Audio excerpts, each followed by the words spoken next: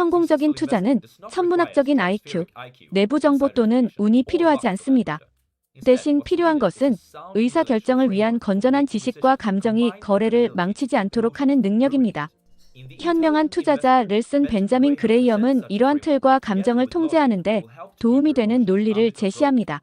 그의 투자 전략은 지난 100년 동안 가장 성공적인 전략 중 하나였다고 할 수 있습니다. 그레이엄 자신뿐만 아니라 그의 많은 제자들의 인상적인 기록은 무시할 수 없습니다.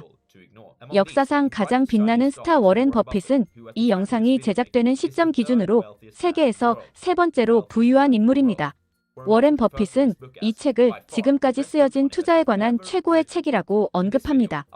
그래서 지금 이 책에서 얻을 수 있는 가장 중요한 교훈을 소개하겠습니다. 첫 번째 교훈은 미스터 마켓입니다. 어떤 사업의 지분을 $100에 샀다고 가정해봅시다.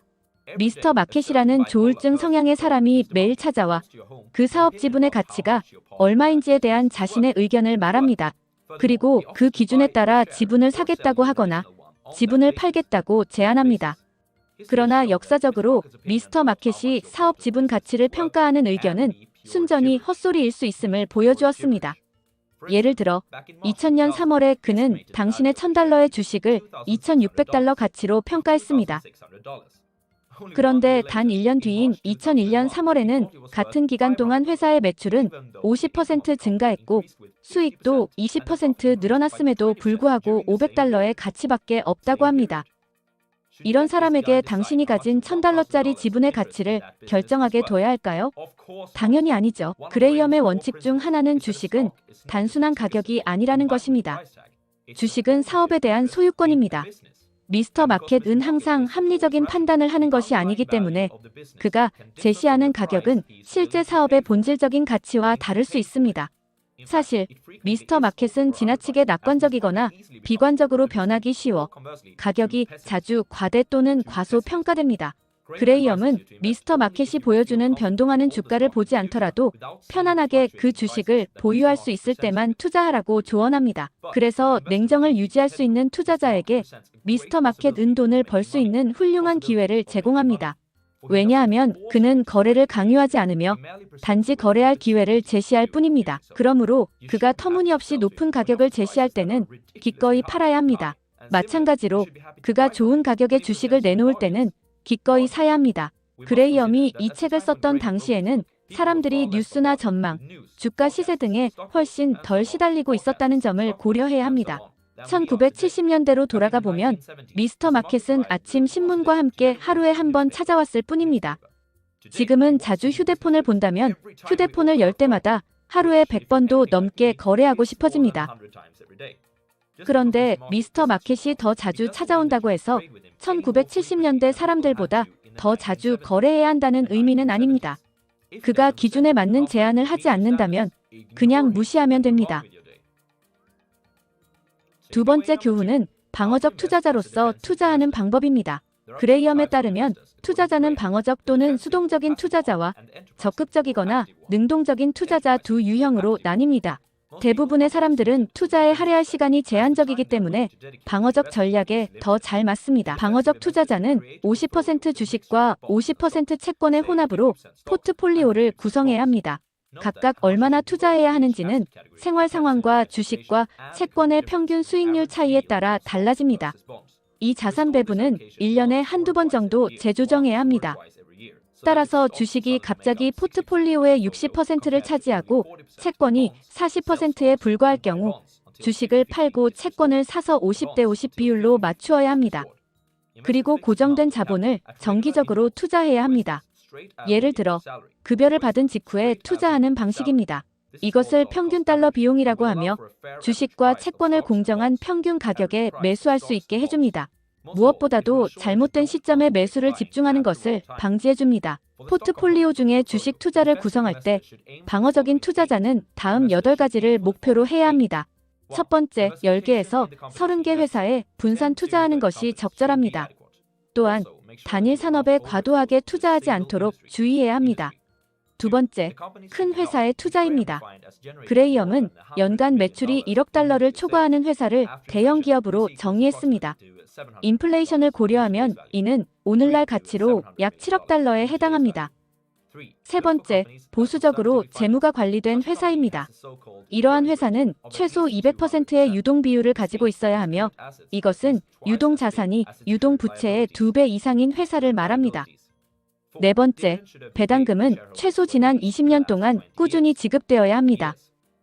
다섯 번째, 지난 10년 동안 적자가 없어야 합니다. 여섯 번째, 지난 10년 동안 수익이 최소 33% 성장해야 합니다. 이는 연간 2.9%의 보수적인 성장을 의미합니다. 일곱 번째, 비싸게 사지 마십시오. 주식의 가격은 순자산 가치의 1.5배를 초과해서는 안 됩니다. 순자산 가치는 회사의 자산에서 부채를 뺀 값으로 계산할 수 있습니다. 여덟 번째, 수익에 대한 과도한 지출인 회사는 하지 마세요. 최근 12개월의 수익을 기준으로 할 때 PE 비율이 15를 초과하지 않아야 합니다.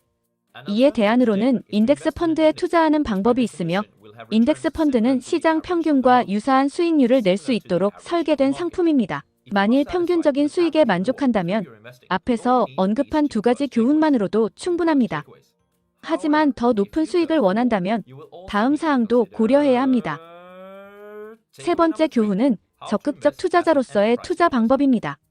방어적인 투자자가 시장의 평균 수익률을 얻는 것이 매우 쉬운 일이라면 그 수익률을 능가하는 것이 간단한 문제처럼 보일 수 있습니다. 그러나 그저 평균 투자자들보다 투자에 조금 더 많은 시간을 할애하면 됩니다.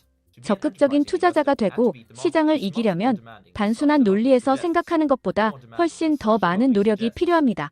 그것은 인내심, 절제력, 배우려는 열애, 그리고 많은 시간이 필요합니다. 개인 투자자들과 수많은 전문가들조차도 이 일에 적합하지 않습니다. 미스터 마켓의 가격 변동에 휘둘리는 일은 생각보다 훨씬 더 쉽게 빠지는 함정입니다. 닷컴 버블이 절정이던 2000년대 초 두 대형 뮤추얼 펀드의 수석 투자 전략가들이 한 이 두 가지 발언을 들어보십시오. 지금은 새로운 세계 질서입니다. 사람들이 주가가 너무 높다는 이유로 올바른 비전과 올바른 인재를 가진 훌륭한 회사를 외면하는 모습을 봅니다. 그것은 투자자가 저지를 수 있는 최악의 실수입니다. 지금은 단지 일시적인 시장 리스크일 뿐입니다. 주가가 2년 전보다 높다는 이유만으로 문제가 있다고 말할 수는 없습니다. 답은 아니오입니다. 하지만 정답은 예였습니다.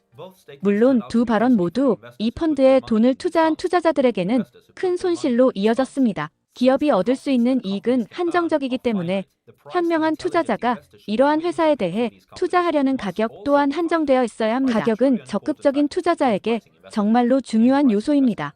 시장은 어떤 기업이 빠르게 성장했거나 다른 이유로 화려해 보일 때 그 기업을 과대평가하는 경향이 있는 것처럼 발전이 미흡한 기업들은 과소평가하는 경향도 있습니다.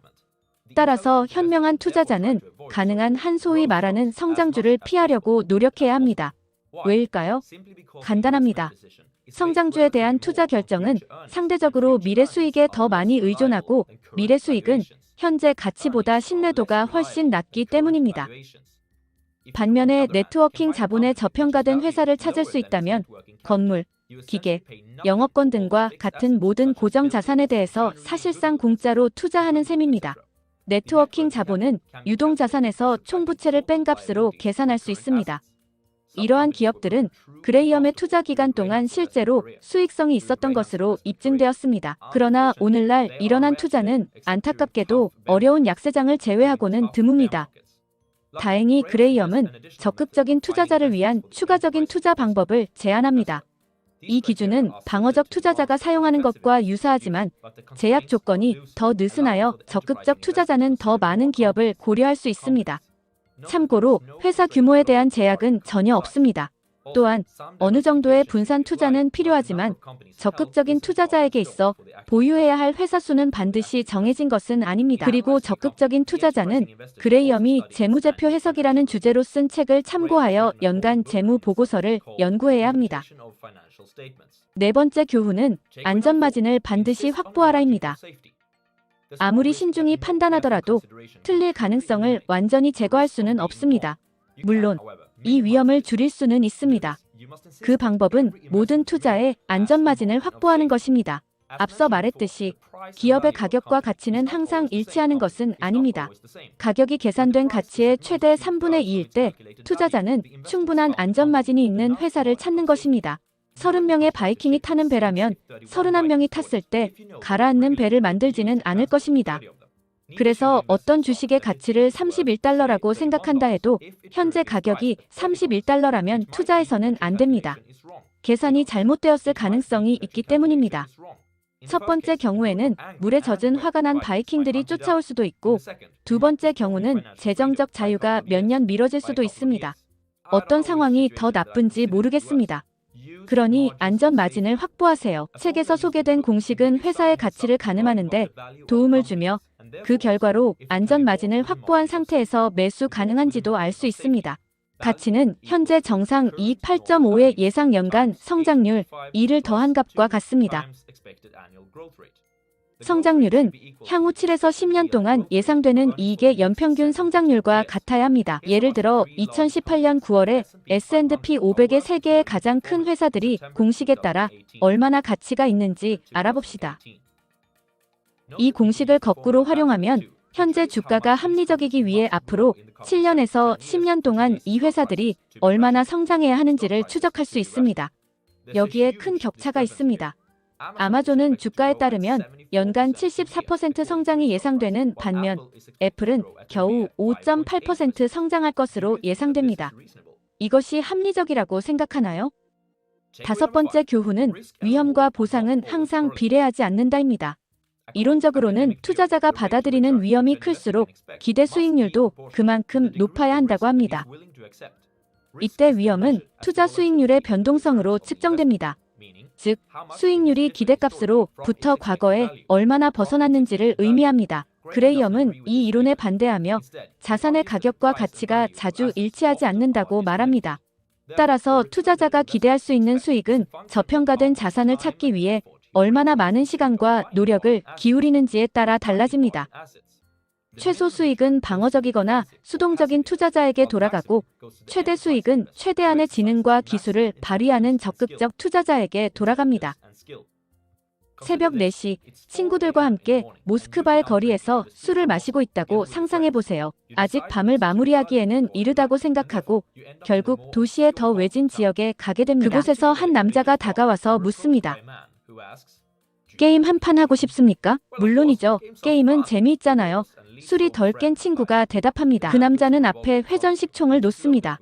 총에는 단 한 발의 총알만 장전되어 있습니다. 러시안 룰렛을 한번 해보겠다면 $10,000를 주겠소. 취한 친구가 총을 잡으려 하지만 그를 막습니다. 이번엔 그냥 패스하겠습니다. 정중하게 남자에게 말합니다. 그럼 두 발 쏘는 대가로 $100,000는 어때요? 이 이야기는 더 높은 위험을 감수함으로써 더 높은 잠재적 보상을 요구하는 학문적 접근 방식을 나타냅니다. 첫 번째 제안에서는 16.7%의 위험으로 $10,000,000를 받을 수 있었습니다. 그리고 보상이 $100,000인 이유는 위험이 33.3%로 증가했기 때문입니다. 논리적인 것처럼 보이죠? 하지만 주식 투자라고 해서 그렇게 할 필요는 없습니다. 가격과 가치는 같지 않다는 것을 기억하세요. 달러당 60센트의 회사를 산다면 큰 잠재적 보상을 얻을 수 있으면서도 위험은 낮습니다. 게다가 달러당 40센트에 구매할 수 있는 다른 회사를 찾는다면 더욱 낮은 위험과 함께 훨씬 더 높은 잠재적 보상을 얻게 되는 것입니다.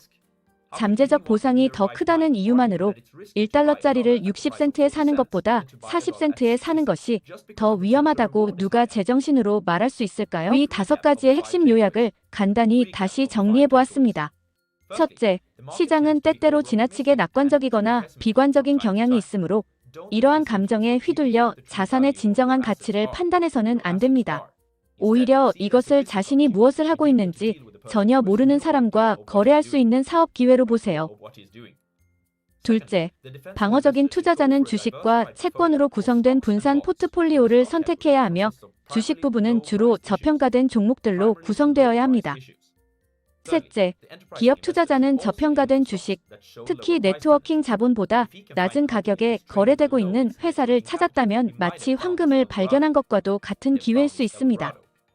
넷째, 현명한 투자자는 자산을 매수할 때 반드시 안전마진을 확보해야 한다는 것입니다.